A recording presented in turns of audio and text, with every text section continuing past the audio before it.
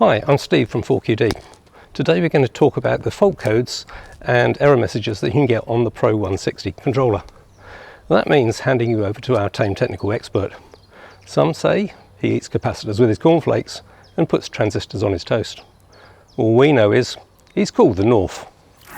So I've just wired up my new Pro 160 from 4QD and it's making a lot of beeping noises. What's going on? In normal operation, your controller, either the Pro 100, the Pro 160 or the Pro 360, will run silently unless it's being used in reverse. Out of the factory, your controller has been designed to make a reverse beeping sound. Think of it like a safety feature, if you will. Other than that, if your controller is beeping, it's telling you something is not right. In cases like these, the Pro 160 or the Pro 360 will display fault codes. If you have a Pro 100, you'll need the optional display to see them. We've got a full list of all the error messages on our website just here, so we won't go through all of them in this video. However, we will go through some key ones around potentiometer or pot faults. A potentiometer is essentially a posh word for a variable resistor. You may have a twist grip throttle, or in this example, it's a twisty knob. Potentiometer or pot faults P1 to P4 are ones that are most commonly encountered. When pot input mode is used, the Pro 160 will continually check that a potentiometer or pot is in fact connected and that the signals coming from it are actually sensible. Without these checks, it could be possible to have a runaway occur if a pot wire becomes disconnected. P1 is high pot lockout. This occurs if the throttle is not at zero when the Pro 160 is switched on. If this feature were not there, the vehicle could start moving as soon as it was switched on. It is possible to adjust, even disable this feature via the lock setting in the menu. Setting lockout to 100 disables it. However, it's not recommended.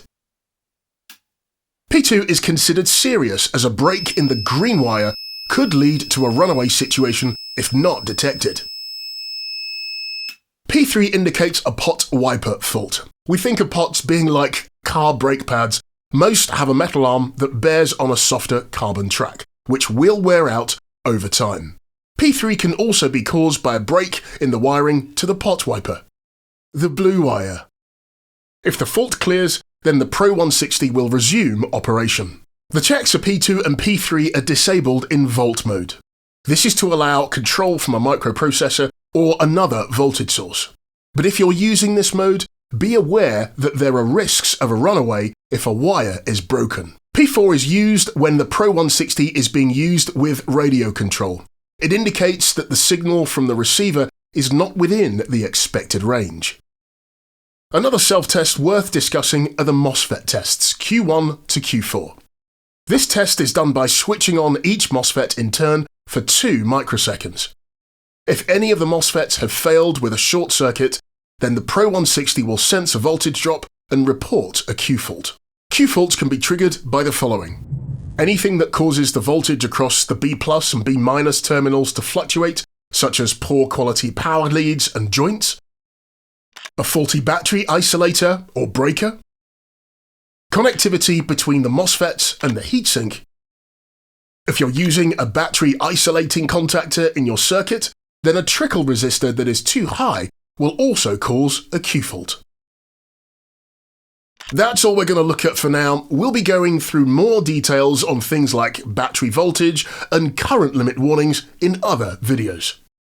In summary then, when in normal operation, your controller will run silently unless it's being used in reverse.